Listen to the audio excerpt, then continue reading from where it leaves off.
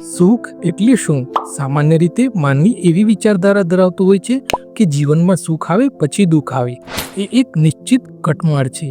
પણ આમ જોઈએ તો અનેક સદ અસદ વૃત્તિઓ અને વિચારો ધરાવતા આપણા મરકટ બંને જ આ બધી લીલા હોય છે.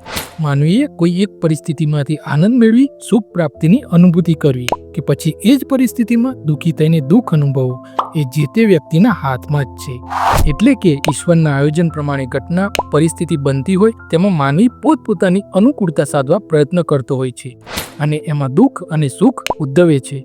મારે મારા જીવનમાં બનતી ઘટના પ્રસંગને હકારાત્મક કે નકારાત્મક વલણથી અપનાવીને તેનું મૂલ્યાંકન કરવું છે. તે ભિન્ન ભિન્ન વ્યક્તિત્વ ધરાવતી વ્યક્તિઓના વ્યક્તવ્યો ઉપર આધાર રાખે છે. દાખલા તરીકે એક ગુલાબનો સરસ મજાનો છોડ ખીલેલો છે.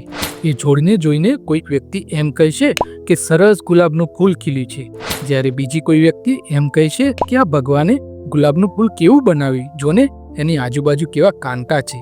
બસ અહીંથી સુખ જોજનો દૂર અને દુઃખ વ્યક્તિની આસપાસ જ વીંટળાઈ વળે છે.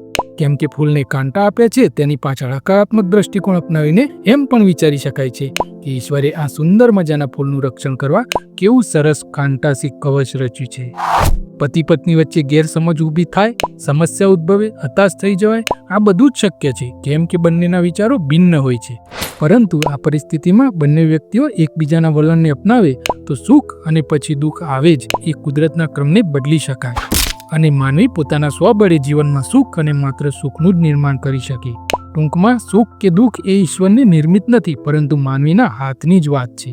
ઈશ્વરે માનવીને જ બુદ્ધિ શક્તિ આપી છે, જેનો માનવી ઉપયોગ કરી હકારાત્મક વલણ અપનાવે તો પણ અડધું જગત શાંત થઈ જાય.